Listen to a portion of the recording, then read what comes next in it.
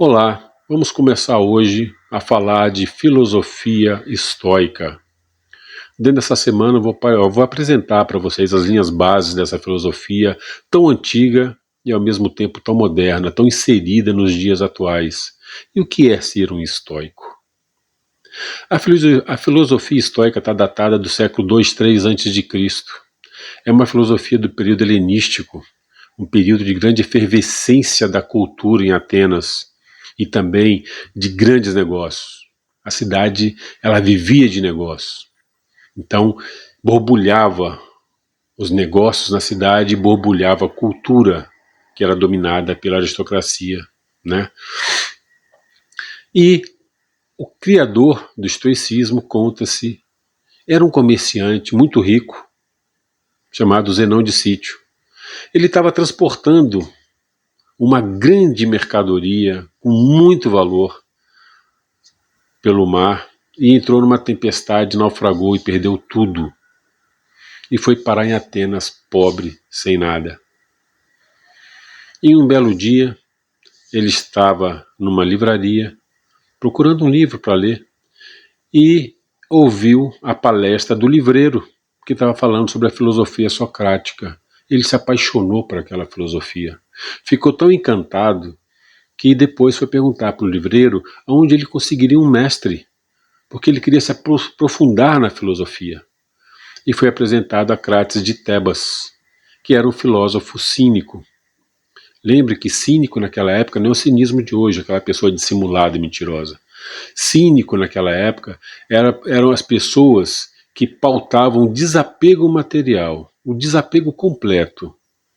Para eles, uma pessoa só podia ser livre e feliz se ela fosse completamente desapegada a bens materiais. Crates era discípulo de Diógenes de Sinope, que era um cara que vivia dentro de um barril. E ele vivia dentro desse barril para provar que ele era completamente desapegado de bens materiais. Ele vivia na miséria. Para ele, ele era livre porque ele vivia assim. Não dependia de ninguém, não dependia de nada. Ele dependia somente dele. E ele vivia rodeado de cães, tinha muitos cães. E cães em grego é sinos, por isso filosofia cínica. Tem duas passagens interessantes que eu vou contar para vocês sobre Diógenes, que era um cara tão controverso. Uma delas, Alexandre o Grande parou na frente dele e perguntou: Diógenes, fale o que você precisa que eu lhe dou o que você quiser. E Diógenes respondeu: eu só quero que você saia da minha frente, que eu quero ver o sol e você está atrapalhando, está fazendo sombra, o sol não está entrando no meu barril. E uma outra passagem dele com Alexandre foi que Alexandre chegou para ele e perguntou: Diógenes, o que você está fazendo mexendo nesses ossos? Eu estou procurando os ossos do seu pai, mas está difícil encontrar porque os ossos do seu pai são iguais aos ossos dos seus servos. Olha só como é que ele falava com o homem mais poderoso da época. Então, voltando a Crates, ele começou a ensinar filosofia para Zenão. Só que Zenão acabou indo além do cinismo, porque ele não aceitava que uma pessoa tinha que ser miserável para ser livre.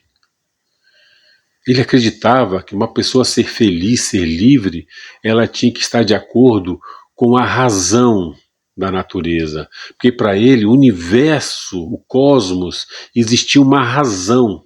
E tudo acontecia por uma razão. A natureza seguia essa razão do universo. E nós, como indivíduos pertencentes à natureza, devíamos seguir essa razão da natureza. Nada acontece por acaso. E partindo desse princípio, ser rico ou pobre pouco importa. O que importava para Zenão é você estar seguindo a razão da natureza. É você ter o desapego ao bem material. Você podia ser milionário, desde que você não fosse apegado ao dinheiro, como um dos grandes filósofos do estoicismo romano, Sêneca, que era milionário, foi professor de Nero. Então, para Zenão, o importante era você estar de acordo. Você deveria dar valor somente ao que está sob o seu controle. A sua energia tinha que estar pautada em cima do que está sob o seu controle. O que não está sob o seu controle tinha que ser indiferente. Porque se você quisesse controlar o que não está sob o seu controle, você ia sofrer. Você estaria saindo do fluxo da natureza. Um exemplo, a morte. A morte ela vai acontecer, você não controla a morte, ela não está sob o seu controle.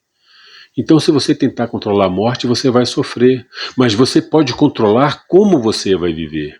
Este era o ponto do estoicismo. Você não controla a morte, porque ela não está sob o seu domínio. Mas você controla como você vai viver. Você controla a sua saúde. Mas você não controla a doença. Mas você controla como você responde à doença. Percebe a diferença? E através dessa forma de pensar, que para Zenão, ele alcançaria a eudaimonia. Que o que é a eudaimonia? É o bem maior, é a vida boa, é a completa felicidade. Mas para você chegar lá, você tinha que ter a ataraxia, que é viver em paz, viver bem com a sua vida. Você está sem sofrimento, você está em paz, você está tranquilo. E para você estar tranquilo, você tinha que seguir as virtudes. Ele apresentou 4 virtudes cardeais: sabedoria, temperança, coragem e justiça. Essas 4 virtudes é que balizaram a filosofia estoica. Amanhã vamos estar falando mais um pouco sobre Zenão. E na sequência falaremos sobre os 3 grandes nomes do estoicismo do Império Romano. Até amanhã.